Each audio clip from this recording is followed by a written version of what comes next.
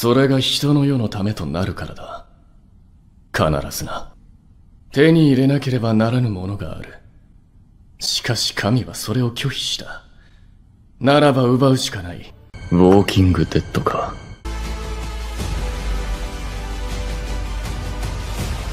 Et non, vous ne rêvez pas, on est de retour pour faire une vidéo sur One Piece. La première a l'air de vous plaire pas mal et je me suis dit que ça serait intéressant de vous faire une vidéo, surtout que j'ai trouvé un sujet hyper cool. Alors, hein, toujours petit disclaimer, je suis pas un professionnel, hein. Franchement, les vidéos sur One Piece, je commence, donc des fois, il se peut que je fasse des petites erreurs. D'ailleurs, n'hésitez pas à me les dire en commentaire, mais voilà, restez indulgents, c'est les premières. Aujourd'hui, on va parler de Barbe Noire et pourquoi, pour moi, il ne possède pas le Haki des rois. Je me suis dit que ça serait hyper intéressant de faire cette vidéo, surtout que, voilà, j'ai trouvé des choses assez cool, donc je me suis dit, on va enregistrer ça. J'espère que ça vous plaira. On est parti.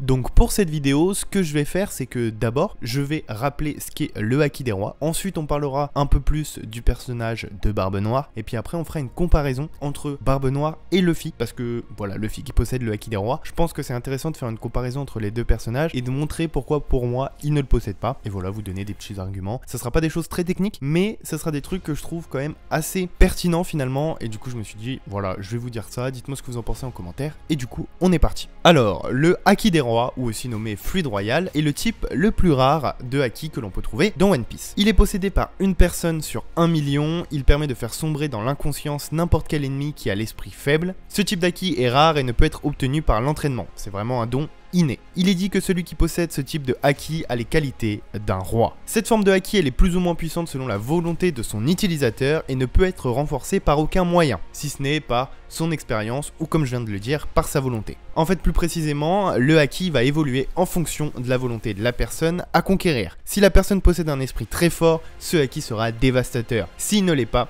ce haki risquerait bien d'être moins efficace. On peut ajouter aussi que si ce haki est très bien maîtrisé, l'utilisateur peut aller jusqu'à cibler les personnes qu'il souhaite altérer et laisser conscientes les autres, comme on a pu voir Rayleigh le faire dans le passé. Bon, maintenant qu'on a rappelé ce qu'était le haki des rois, on va parler de Barbe Noire. Donc Barbe Noire, de son vrai nom Marshall D. Teach, est l'un des principaux antagonistes de One Piece et il est la cause de la guerre du sommet et est devenu si puissant qu'il est maintenant l'un des 4 empereurs des mers. Et donc, c'est quelque chose d'assez logique, on pourrait se dire. C'est un des méchants peut-être les plus importants maintenant de l'histoire de One Piece. C'est peut-être un des combats qu'on attend le plus dans One Piece. Et donc, logiquement, il devrait posséder le Haki des rois. La plupart des personnages puissants qu'on a vu posséder le Haki des rois, les empereurs le possèdent. Et du coup, ça serait logique de se dire que Shanks là, Kaido là, Big Mom là, pourquoi Barbe Noire ne l'aurait pas? Et pour moi, il ne l'a pas. Et donc, c'est ce qu'on va essayer de voir dans cette vidéo. Même si, contre toute logique, ça paraît bizarre parce que du coup, pourquoi ça serait le seul qui l'ait pas? Et je vais vous expliquer pourquoi. Mais pour moi, il ne l'a pas. Donc, c'est le capitaine et plus tard amiral des pirates de Barbe Noire, ancien membre de la 2e division des pirates de Barbe Blanche et ancien membre de l'ordre des 7 grands corsaires. Il fait partie du groupe des 12 pirates appelés la Génération Terrible. Barbe Noire a actuellement une prime de 2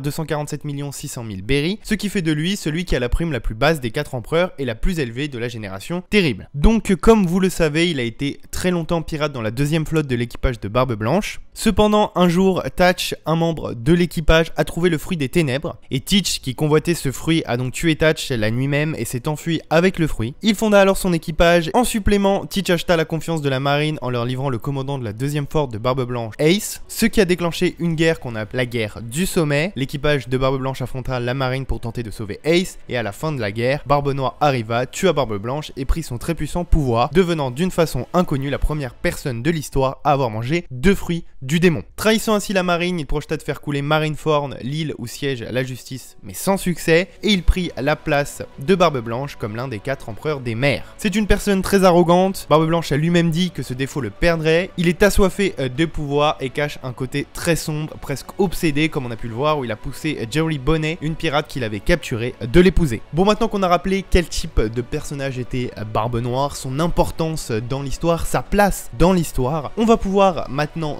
théoriser sur le fait pourquoi, pour moi, il ne possède pas de haki des rois. Déjà, comme on le disait dans cette vidéo, le haki des rois, on ne peut pas le développer, c'est une chose qui est innée, c'est un don. Mais j'aimerais ajouter quelque chose à ça. Pour moi, je pense que le haki des rois n'est pas une chose qui est accordée par chance. C'est peut-être un don donné par les dieux, mais il n'est pas donné par chance. C'est vraiment quelque chose qui va avec la volonté et qu'on a peut-être des aptitudes à la débloquer, mais si on n'a pas une volonté assez forte, une volonté que très peu de gens ont, on ne débloquera pas le haki des rois. Et j'aimerais qu'on mette une base là-dessus. Maintenant, si on prend l'exemple des utilisateurs qu'on connaît déjà, et moi je vais prendre Luffy parce que c'est le cas le plus simple, le cas qu'on connaît le plus, et qui appuie fortement sur ma théorie et sur le fait de comment, voilà, le haki des rois, il n'est pas donné à n'importe qui. De nombreuses personnes pensent, et je pense assez légitimement, que le haki vient avec les ambitions. Donc en fait, plus tu es ambitieux, plus tu as envie d'accomplir tes rêves, plus tu donneras tout pour accomplir tes rêves, plus tu auras de chances de débloquer le haki. Et c'est vraiment une théorie qui est assez générale, assez connue, qu'en fait, le haki serait lié avec ta volonté et tes ambitions. Et comme on a pu le voir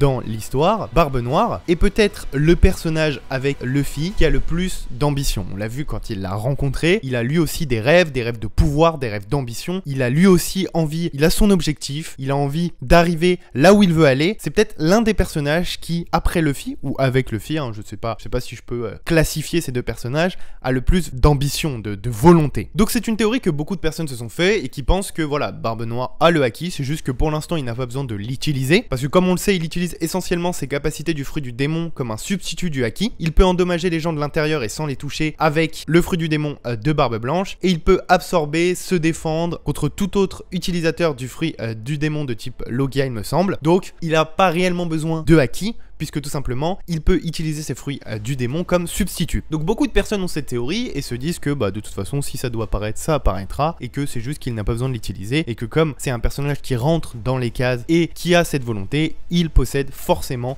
le haki. Et c'est là que j'ai mis une énorme réserve, et que donc je vais vous expliquer ma théorie. Ce qui différencie Luffy de Barbe Noire est quand même assez important. Certes, ils ont tous les deux des ambitions, un objectif, mais j'aimerais émettre une différence sur, pour moi, quelque chose qui est très important, et je pense qu'on peut différencier ces deux choses par le destin et un objectif. Luffy est destiné à accomplir son rêve, son objectif, alors que Barbe Noire, lui, court après un objectif. Et je pense que c'est ce qui différencie ces deux personnages. Et là est la nuance pour moi. Quand on voit Luffy dans son attitude, Luffy ne va jamais fuir un combat. Et je vous l'avais déjà dit sur ma vidéo dans Joy Boy, Luffy, lui, ne passera jamais par les chemins faciles. Il ira toujours au combat, il vivra ses aventures sans passer par les chemins les plus faciles, sans passer par des raccourcis. Non.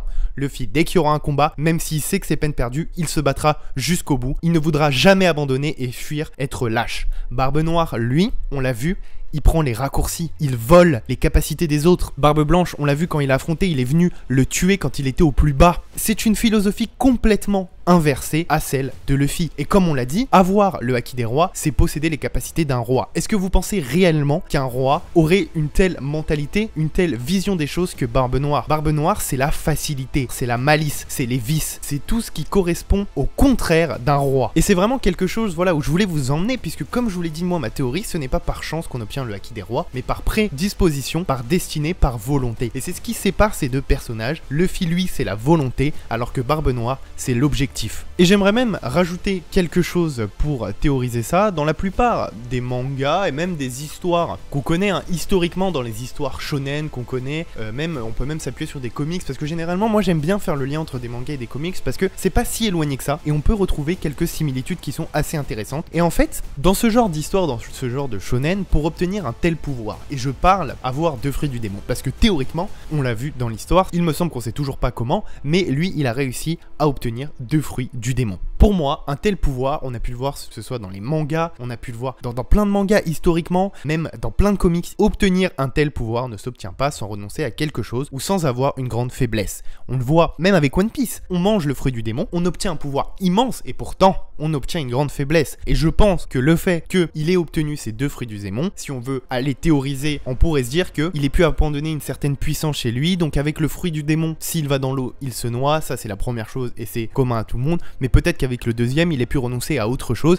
et ça pourrait être son haki. Bon là c'est vraiment tiré par les cheveux, mais voilà, ça pourrait être cette chose là, et en fait voilà, c'est là-dessus que je voulais vous emmener, parce que vraiment pour moi c'est impossible qu'il possède le haki des rois. Je vous l'ai montré par ce qu'était le Haki des rois, par ses prédispositions, par son caractère, par sa capacité à toujours être mesquin, faux, prendre la facilité, à toujours renoncer au combat. Je peux même prendre un autre exemple. Si on prend le trio Luffy, Kid et Law. Luffy et Kid, ils ont tous les deux le Haki des rois. Law, il n'a pas le Haki des rois. Du moins, pour l'instant, on n'a jamais vu utiliser le Haki des rois. Et pour moi, c'est logique, parce que dans ce trio, on a toujours deux personnages qui vont toujours aller au combat, qui vont jamais abandonner. Il y a Kaido qui pop, ils vont se dire allez, on se le fait, alors que bon, techniquement, ils ne peuvent pas le battre. Et t'as Law qui va se dire non, il faut qu'on combatte, il faut qu'on arrive à trouver une solution, on peut pas l'affronter dans telles conditions. En fait, c'est des volontés différentes. Je dis pas que Law est un lâche, mais c'est des philosophies de vie, des visions de la vie, des pensées, des mindsets complètement différents. Et je pense que dans One Piece, ça fait énormément de choses. Et c'est pour ça, pour moi, que Barbe Noire ne possède pas le Haki des rois. Voilà, c'était une théorie, c'était un peu fouillis, je suis désolé, mais j'ai pas trop l'habitude de faire des théories sur One Piece, faut encore que je m'améliore. Mais j'espère que vous avez bien compris mon propos. N'hésitez pas à me dire ce que vous en pensez en commentaire. Moi, ça m'a fait super plaisir de faire cette vidéo. N'hésitez pas, voilà, à vous abonner, à liker et à partager cette vidéo. Merci d'être de plus en plus nombreux, ça me fait super plaisir. Voilà, n'hésitez pas à me donner des idées en commentaire de vidéos si vous voulez des théories,